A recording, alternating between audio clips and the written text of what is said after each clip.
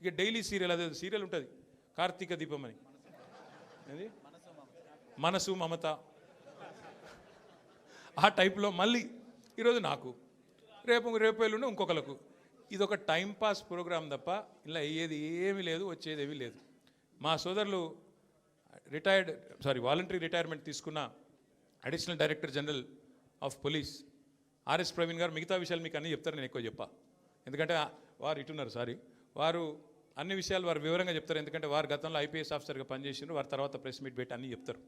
కానీ ఒకటి మాత్రం వాస్తవం, ఇవాళ రేవంత్ రెడ్డి గారు ఆయన దొంగ కాబట్టి, అడ్డంగా దొరికిన దొంగ కాబట్టి, ఇంకా దొంగ పనులు చేస్తూనే ఉన్నాడు కాబట్టి, అదేదో సినిమాలో బ్రహ్మానందం గారు దొంగ ఉంటాడు, ఉరుకురికి దొరికిపోతుంటాడు, అట్లాగే ఈయన కూడా ఈయన స్పెషాలిటీ ఏంటంటే ఉరికి దొరికిపోతాడు. ఉత్తగానే సింగరేణిలో దొరుకుతాడు, మూసీలో దొరుకుతాడు, హైడ్రాలో దొరుకుతాడు, ఎక్కడ పడితే అక్కడ దొరికిపోతాడు. హిల్ట్ కుంభకోణంలో దొరుకుతాడు, లగచర్లలో దొరికిపోతాడు. ఫాస్ట్గా దొరికిపోవడం రేవంత్ రెడ్డి గారి స్పెషాలిటీ.